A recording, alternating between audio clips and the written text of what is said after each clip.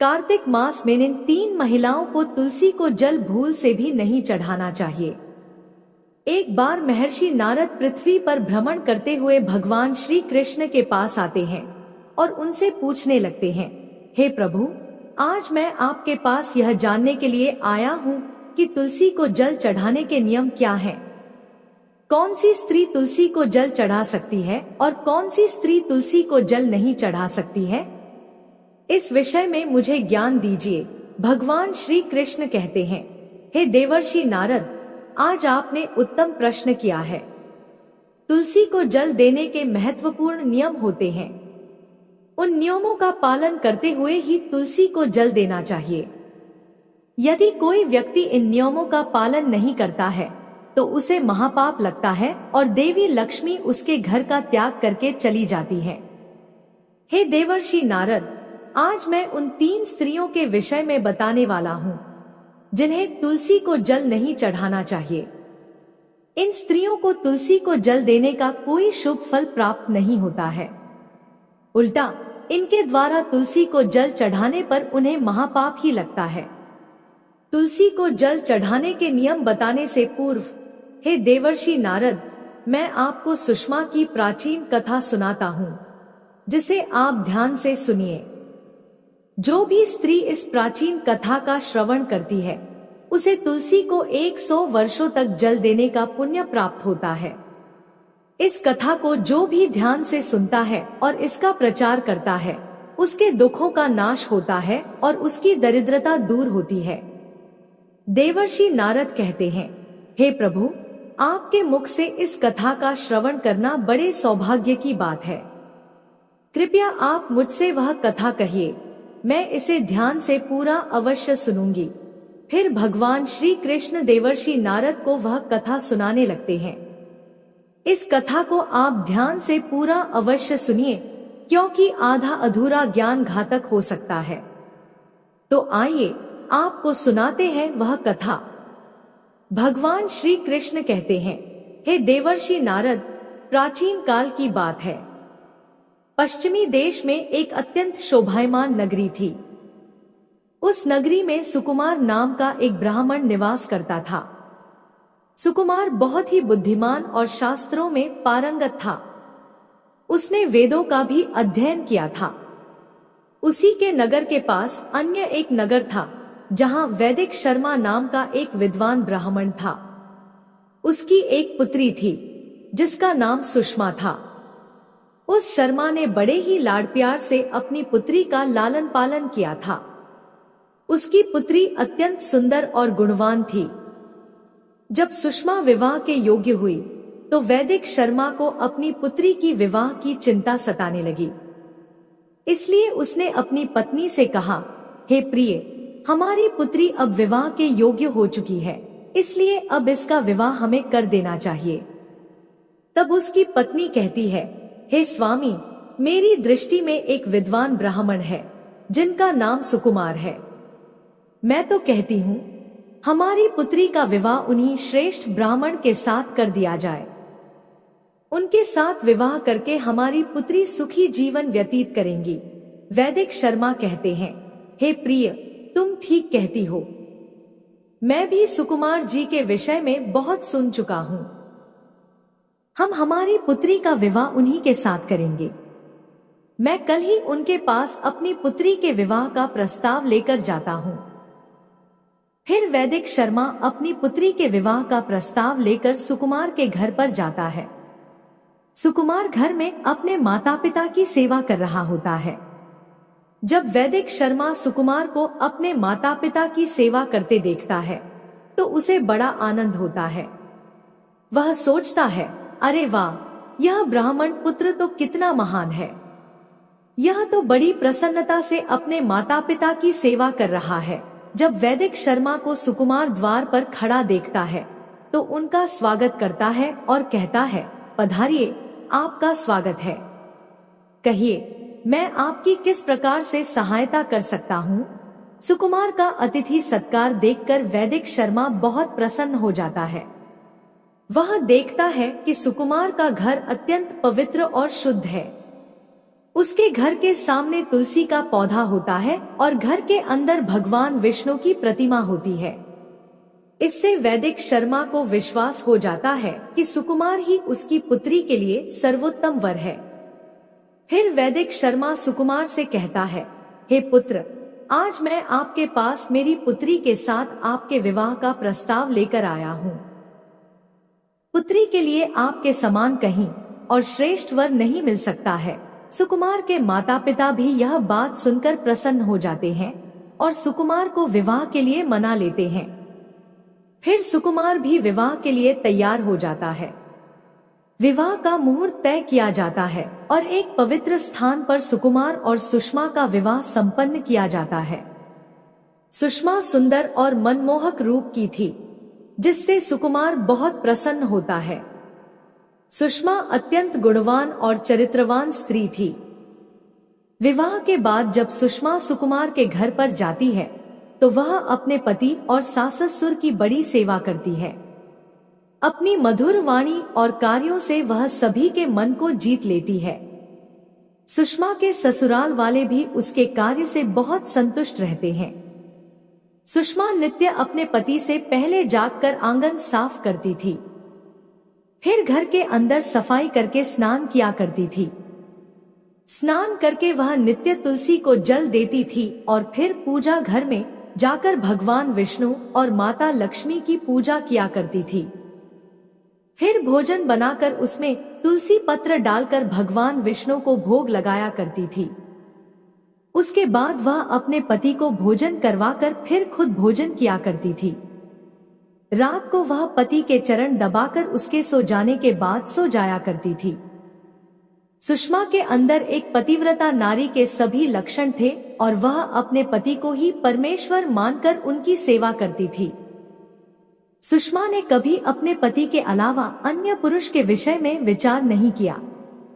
वह सत्य धर्म का पालन करने वाली और धर्म कार्य करने वाली पवित्र स्त्री थी। उसने कभी कोई अशुभ कार्य नहीं किया। सुषमा के ऐसे सात्विक और सरल स्वभाव को देखकर माता लक्ष्मी भी उस पर मेहरबान थी।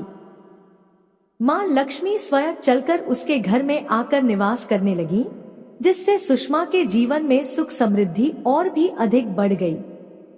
भगवान श्री कृष्ण कहते हैं, हे देवर्षि नारद, देवी लक्ष्मी उन्हीं स्त्रियों पर अपनी कृपा दृष्टि बनाए रखती हैं, जो पतिव्रता होती हैं और जो सत्य धर्म का पालन करती हैं। सुषमा के अंदर वे सभी लक्षण थे जो एक श्रेष्ठ पतिव्रता नारी के अंदर होना चाहिए। लेकिन आगे मैं तुम्हें बताऊंगा कि सुषमा की एक भूल के कारण देवी लक्ष्मी उसके घर को त्याग करके कैसे चली गई। एक दिन सुषमा का पति अत्यंत थक कर सुबह स्नान करने के पश्चात सुषमा के पास आया और उसने सुषमा के साथ शारीरिक संबंध स्थापित किया, जिससे सुषमा का शरीर अपवित्र हो गया। लेकिन सुषमा का मन भी काम के प्रभाव में ही था, इसीलिए वह अपने नित्य नियम को भूल गई। उसने पति के साथ संबंध बनाने के बाद बिना स्नान किए ही तुलसी को स्पर्श किया और तुलसी को जल दे दिया, जिससे सुषमा के शरीर में पाप प्रवेश कर गया। सुषमा के सभी इंद्रिय चौंक उठे। सुषमा के शरीर में महापाप प्रवेश करते ही देवी लक्ष्मी ने उसके घर को त्याग दिया और वहां से चली गई। तब से सुषमा के शरीर में निवास कर रहे उस महापाप ने उसे सभी धार्मिक कार्यों से वंचित कर दिया। इसका विपरीत प्रभाव सुषमा के पति पर भी पड़ा और वह भी सदा के लिए मातुर होकर सुषमा के साथ विहार करने लगा। उसका मन हमेशा कामवासना में डूबा रहता था। फिर एक दिन सुषमा के पति ने सभी सीमाओं का उल्लंघन किया और सुषमा के मासिक धर्म के दौरान उसके साथ संबंध स्थापित किया, जिससे सुषमा के शरीर में निवास कर रहा ब्रह्मा हत्या का पाप उसके पति के शरीर में प्रवेश कर गया। हे देवर्षि नारद, जब स्त्री मासिक धर्म में होती है तो उसके शरीर में 3 दिनों तक ब्रह्मा हत्या का पाप निवास करता है। ब्रह्मा जी ने इंद्र देव के शरीर से ब्रह्मा हत्या के पाप को निकालकर वृक्ष, जल, अग्नि और अप्सराओं को ग्रहण करने के लिए कहा था। उसी समय से स्त्रियों के शरीर में मासिक धर्म के दौरान ब्रह्मा हत्या का पाप निवास करता है। जो भी पुरुष मासिक धर्म के दौरान स्त्री को स्पर्श करता है या उसके साथ संबंध बनाता है, वह पाप उसके शरीर में प्रवेश कर जाता है। वही ब्रह्मा हत्या का पाप सुषमा के पति के शरीर में प्रवेश कर गया और वह जमीन पर गिर पड़ा। उसे तुरंत ही कोढ़ का रोग हो गया। उसके अंग प्रत्यंग जलने लगे और उसके शरीर पर छाले पड़ गए। वह दर्द से चीखने चिल्लाने लगा, हाय, यह मुझसे क्या अपराध हो गया है। मैंने जानबूझकर भयंकर पाप किया है। अब मेरी रक्षा कौन करेगा। सुषमा की सास तुरंत ही उस स्थान पर आई और उन्होंने देखा कि उनका पुत्र कोढ़ के रोग से ग्रसित होकर जमीन पर पड़ा है।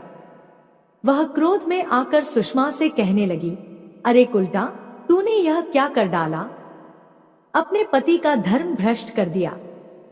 अपने पति की ऐसी हालत देखकर सुषमा बहुत घबरा गई और जोर जोर से रोने लगी। हे सासू माँ, मुझे क्षमा करो, मुझसे बहुत बड़ा अपराध हो गया है। काम के वशीभूत होकर यह सब हुआ है।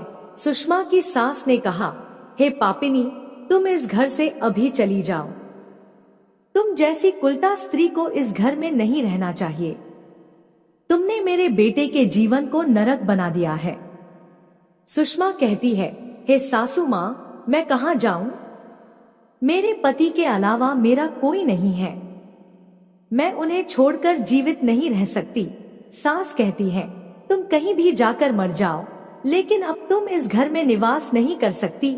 इतना कहकर सुषमा की सास ने उसे धक्के मारकर घर से निकाल दिया। फिर सुषमा दुखी होकर घर से निकल गई। उसे अपनी भूल पर बड़ा पछतावा हो रहा था। उसे समझ में नहीं आ रहा था कि वह क्या करे। चलते चलते वह एक वन में पहुंच गई, जहां एक साधु का आश्रम था। वहां जाकर सहायता मांगने के लिए वह उस आश्रम में बैठ गई और अपने दोष के बारे में सोचते हुए दुखी होने लगी। कुछ समय बाद एक ऋषि उस आश्रम पर आए, जो उस आश्रम के स्वामी थे। उन्होंने एक स्त्री को दुखी देखकर आश्चर्यचकित होकर पास जाकर पूछा, हे कल्याणी, तुम कौन हो और इस स्थान पर अकेले क्यों बैठी हो? तुम्हारे दुख का कारण क्या है? तब वह स्त्री कहती है, हे मुनिवर, मेरा नाम सुषमा है। मेरे द्वारा घोर पाप हुआ है, इसी कारण से मैं अपने परिवार से बिछड़कर इस स्थान पर आई हूँ। वे ऋषि कहते हैं, हे देवी, तुम क्या कह रही हो? तुमने कौन सा पाप किया है? मुझे विस्तार से बताओ, जिससे मैं तुम्हारी सहायता कर सकूं। सुषमा कहती है, हे मुनिवर, मेरे द्वारा घोर पाप हुआ है। मासिक धर्म के दौरान मैंने अपने पति के साथ संबंध बनाया, जिससे मेरे पति को कोढ़ रोग हो गया और वह दुख भोग रहे हैं। फिर ऋषि कहते हैं, हे देवी, तुम चिंता मत करो। तुम्हारे द्वारा जो पाप हुआ है उसका प्रायश्चित करो। तुम्हें पाप से मुक्ति मिल जाएगी। तुम इस आश्रम में बैठकर भगवान विष्णु की पूजा करो, तुलसी को नित्य जल दो और गौ माता की सेवा करो। तुम्हारा पति जल्दी ही ठीक हो जाएगा। फिर सुषमा वहीं पर उस आश्रम में रहकर भगवान विष्णु की नित्य पूजा करने लगी। कार्तिक का महीना था। वह रोज स्नान करके वह ब्रह्मचर्य का पालन करते हुए तुलसी को जल चढ़ाती है और तुलसी के पत्र डालकर भगवान विष्णु को भोग लगाती है। फिर वह गायों को चारा डालकर उनकी सेवा करती है। दिन भर वह भगवान विष्णु की मूर्ति के आगे बैठकर उनकी भक्ति करने लगी। इस प्रकार एक वर्ष बीत गया। भगवान विष्णु सुषमा की दृढ़ निष्ठा और भक्ति से अत्यंत प्रसन्न हो गए और उसे साक्षात दर्शन देने के लिए प्रकट हुए। भगवान विष्णु को अपने सामने खड़ा देखकर सुषमा उन्हें बार बार प्रणाम करने लगी। तब भगवान विष्णु सुषमा से कहते हैं, हे पुत्री, तुमने बड़ी श्रद्धा और भक्ति भाव से पूरे कार्तिक माह मेरी आराधना की है, इसीलिए मैं तुम पर प्रसन्न हूँ। बताओ, तुम्हारी क्या कामना है? तब सुषमा कहती है, हे प्रभु, मेरे किस दोष के कारण मेरे अंदर काम का वास हो गया, जिससे मेरे द्वारा घोर पाप हुआ और मेरे पति को कोढ़ का रोग हो गया, भगवान विष्णु कहते हैं, हे पुत्री, अब तुम ध्यान से सुनो। तुम्हारे द्वारा अनजाने में ही एक पाप हुआ था, जिसके कारण तुम्हारे अंदर महामोक्ष का प्रवेश हो गया था। एक दिन तुमने अपने पति के साथ संबंध बनाने के बाद बिना स्नान किए ही तुलसी को जल दिया। पति पत्नी जब संबंध बनाते हैं तो उनका शरीर अपवित्र हो जाता है और ऐसी अवस्था में तुलसी को कभी स्पर्श भी नहीं करना चाहिए। तुलसी देवी लक्ष्मी का ही रूप है। तुमने अपवित्र अवस्था में ही तुलसी को जल अर्पण किया था, जिसके कारण देवी लक्ष्मी तुम्हारे घर का त्याग करके चली गई और फिर महामोक्ष ने तुम्हारे अंदर प्रवेश कर लिया। उसी महामोक्ष के कारण तुम्हारे और तुम्हारे पति के अंदर काम का प्रभाव अधिक बढ़ गया।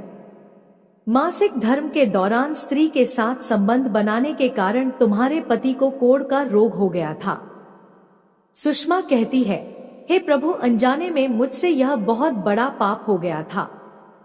अब इस पाप का क्या प्रायश्चित है? भगवान विष्णु कहते हैं, हे पुत्री, इस पाप का प्रायश्चित तुमने 1 वर्ष तक ब्रह्मचार्य व्रत का पालन करके कर लिया है, इसलिए अब तुम पाप से मुक्त हो। सुषमा कहती है, हे प्रभु, कृपया मुझे बताइए कि किस अवस्था में तुलसी को जल नहीं देना चाहिए और तुलसी को जल देने के क्या नियम हैं? भगवान विष्णु कहते हैं, हे पुत्री, अब मैं तुम्हें तुलसी को जल देने के नियम बताता हूँ। तुम इसे ध्यान से सुनो। भगवान श्री हरि विष्णु कहते हैं, हे पुत्री, तुलसी एक अत्यंत पवित्र पौधा है। यह मुझे सबसे अधिक प्रिय है, इसलिए इसकी सात्विकता बनी रहनी चाहिए। इस पौधे को कभी अपवित्र अवस्था में स्पर्श नहीं करना चाहिए। जो स्त्री मासिक धर्म में होती है, उसे इस पौधे को कभी स्पर्श नहीं करना चाहिए। मासिक धर्म के दौरान स्त्री के शरीर में ब्रह्मा हत्या का पाप होता है। ऐसे में स्त्री को तुलसी को जल नहीं देना चाहिए। किसी भी स्त्री और पुरुष को संबंध बनाने के बाद तुलसी के पौधे को स्पर्श नहीं करना चाहिए और न ही इसे जल देना चाहिए। संबंध बनाने पर स्त्री और पुरुष का शरीर अपवित्र हो जाता है। ऐसी अवस्था में तुलसी के पौधे को स्पर्श करने पर दोष लगता है और देवी लक्ष्मी ऐसे स्थान से चली जाती है। हे पुत्री, जो स्त्री अपने पति का त्याग करके चली गई हो और जो विवाह के पश्चात अपने पति को छोड़कर अन्य पुरुष के साथ निवास कर रही हो, ऐसी स्त्री को भी तुलसी को जल नहीं चढ़ाना चाहिए। तुलसी की पूजा करने का अधिकार केवल पतिव्रता स्त्रियों को ही है। जो स्त्रियां पतिव्रता नहीं होती, उन्हें तुलसी को जल नहीं चढ़ाना चाहिए। हे पुत्री, अब मैंने तुम्हें तुलसी को जल देने के संबंध में महत्वपूर्ण नियम बताए हैं। तुम इसे ध्यान में रखो। तब सुषमा कहती है, हे प्रभु, मेरे पति कोढ़ के रोग से पीड़ित है। कृपा करके मेरे पति को इस रोग से मुक्त कीजिए। तब भगवान विष्णु कहते हैं, हे पुत्री, तुमने इस तुलसी के पौधे की 1 वर्ष तक पूजा की है। यह अत्यंत पवित्र पौधा है। अब तुम इसके पत्ते ले जाकर अपने पति को खिला दो। वह समस्त रोग और पापों से मुक्त हो जाएगा। इतना कहकर भगवान विष्णु अंतर्ध्यान हो जाते हैं। यह सुनकर सुषमा बहुत प्रसन्न हो जाती है और भगवान विष्णु को बार बार प्रणाम करके धन्यवाद देती है। फिर सुषमा उस तुलसी के पौधे के कुछ पत्ते तोड़कर घर पर जाती है और अपने कोढ़ी पति को खिला देती है। तुलसी के पत्ते खाते ही उसका पति एकदम से स्वस्थ हो जाता है और सुषमा को गले से लगा लेता है। सुषमा की सास भी जब यह चमत्कार देखती हैं, तो बड़ी प्रसन्न हो जाती हैं और फिर वे सभी प्रसन्नता से रहने लगते हैं। भगवान श्री कृष्ण कहते हैं, हे देवर्षि नारद, इसीलिए इन अवस्थाओं में स्त्रियों को तुलसी को जल नहीं चढ़ाना चाहिए और न ही तुलसी को स्पर्श करना चाहिए, अन्यथा इसके अशुभ परिणाम भोगने पड़ते हैं, जैसे सुषमा के साथ हुआ था। आइए अब जानते हैं तुलसी के पौधे से जुड़े महत्वपूर्ण नियम। शास्त्रों के अनुसार सोमवार, बुधवार और रविवार के दिन तुलसी का पौधा लगाने के लिए बहुत शुभ होता है। लेकिन ग्रहण काल में, अर्थात सूर्य ग्रहण, चंद्र ग्रहण आदि दिनों में तुलसी का पौधा कभी नहीं लगाना चाहिए। तुलसी के पौधे को मिट्टी के गमले में लगाना श्रेष्ठ होता है। घर के मुख्य द्वार के सामने एक सुंदर गमले में तुलसी का पौधा लगाना चाहिए। तुलसी के गमले को हमेशा जमीन पर अथवा किसी ऊंची जगह पर रखना चाहिए, लेकिन इसे कभी लटका कर नहीं रखना चाहिए। तुलसी के पौधे में अच्छी मिट्टी का प्रयोग करना चाहिए और अशुभ स्थानों की मिट्टी कभी तुलसी के गमले में नहीं डालनी चाहिए, जैसे शमशान, नाली या शौच वाले स्थानों की मिट्टी का प्रयोग तुलसी के गमले में कभी ना करें। जिस तुलसी के पौधे की रोज पूजा करते हैं उसे कभी जमीन के अंदर नहीं लगाना चाहिए। जमीन में लगाने से तुलसी का पौधा अपवित्र हो जाता है और इसका आकार भी बहुत बड़ा हो जाता है, जिससे इसकी पूजा करने में परेशानी होने लगती है और लोग इसकी टहनियां तोड़ने लगते हैं। इसके अलावा ध्यान न देने पर पशु इसे नुकसान पहुंचा सकते हैं। तुलसी का पौधा लगाने के लिए उत्तर पूर्व तथा पूर्व दिशा ही सर्वश्रेष्ठ मानी गई है। इसमें उत्तर पूर्व दिशा अत्यंत शुभ होती है। इस दिशा में तुलसी का पौधा लगाने से घर का वातावरण सकारात्मक बनता है और शुभ परिणाम प्राप्त होते हैं। अगर तुलसी का पौधा आंगन में लगाया जाता है तो यह बहुत शुभ होता है। तुलसी का पौधा कभी भी दक्षिण पूर्व दिशा में नहीं लगाना चाहिए, क्योंकि इस दिशा में तुलसी का पौधा जल्दी सूखने लगता है। तुलसी के पौधे को कभी भी अंधकार में नहीं रखना चाहिए।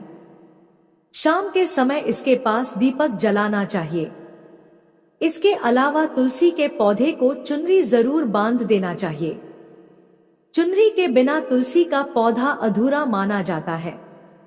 तुलसी के पौधे में हरे रंग की चूड़ी, लाल अथवा सफेद धागा जरूर बांध देना चाहिए, लेकिन तुलसी को कभी सूना नहीं रखना चाहिए। तुलसी के पत्ते तोड़ते समय ध्यान रखें कि चाकू आदि धारदार चीजों का प्रयोग करके तुलसी के पत्ते ना तोड़े। तुलसी के पत्ते उंगलियों से ही तोड़ने चाहिए। तुलसी के पौधे की कभी टहनी नहीं तोड़नी चाहिए।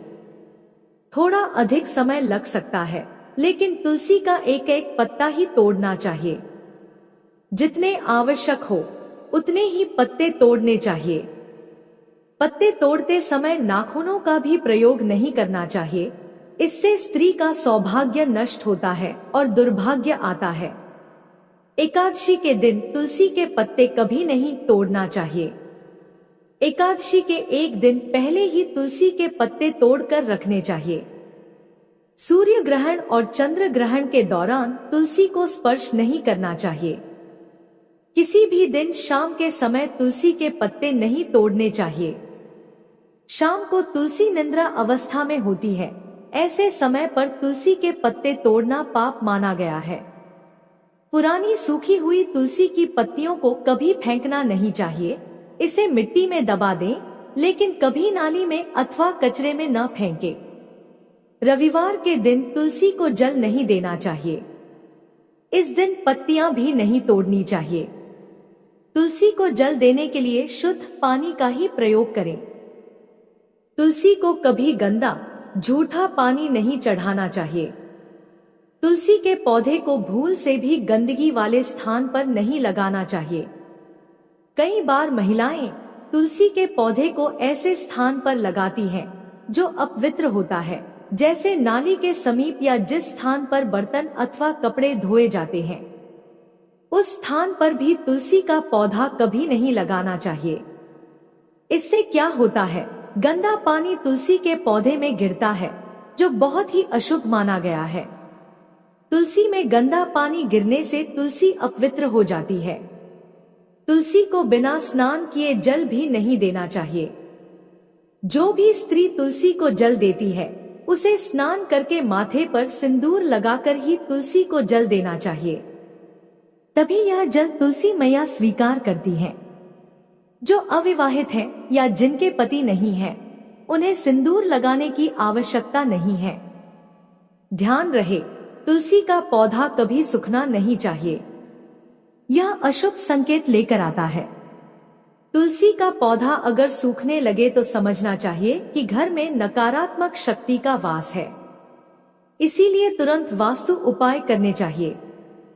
गुरुवार के दिन तुलसी के पौधे में कच्चा दूध डालने से माता लक्ष्मी अत्यंत प्रसन्न होती है, इसीलिए गुरुवार को इनकी पूजा जरूर करनी चाहिए। घर से दुख, दरिद्रता और अशांति समाप्त होती है। गुरुवार के दिन केले के पौधे के साथ तुलसी का भी पूजन करना चाहिए। इससे धन संपत्ति की प्राप्ति होती है, जो कभी समाप्त नहीं होती। केले में भगवान विष्णु और तुलसी में मां लक्ष्मी का वास है। भगवान श्री कृष्ण कहते हैं, हे नारद, कार्तिक माह में तुलसी को जल चढ़ाने के कई फायदे होते हैं। वैसे तो तुलसी की पूजा पूरे साल करना अच्छा माना जाता है, लेकिन कार्तिक मास में तुलसी की पूजा करना परम फलदायी माना जाता है। कहते हैं, कार्तिक मास में तुलसी की पूजा करने से अकाल मृत्यु की आशंका कम होती है। वहीं कार्तिक मास में तुलसी और शालिग्राम के विवाह की भी परंपरा चली आ रही है। कार्तिक मास में 1 महीने लगातार तुलसी के नीचे दीपक जलाने से परम पुण्य की प्राप्ति होती है और हमारे जीवन सुख शांति स्थापित होती है। कहते हैं कि कार्तिक के महीने में ब्रह्मा मुहूर्त में उठकर तुलसी से को जल चढ़ाने से सभी पापों से मुक्ति मिलती है। इस माह में तुलसी के पौधे का दान करना भी श्रेष्ठ माना गया है। इस महीने में तुलसी के पौधे को हर गुरुवार को कच्चे दूध से सींचना चाहिए। इसके बाद हर शाम को तुलसी के समक्ष दीपदान करना बेहद शुभ फलकारी माना जाता है। कार्तिक मास में तुलसी पर जल चढ़ाते समय इस मंत्र का जप जरूर करना चाहिए। महाप्रसाद जननी सर्व सौभाग्यवर्धिनी आधि व्याधि हरा नित्यं तुलसी त्वं नमोस्तुते। तो इस प्रकार से भगवान श्री कृष्ण ने देवर्षि नारद जी को कार्तिक माह में तुलसी को जल देने का महत्व सुनाया है। आपको यह कथा कैसी लगी, कमेंट करके अवश्य बताएं।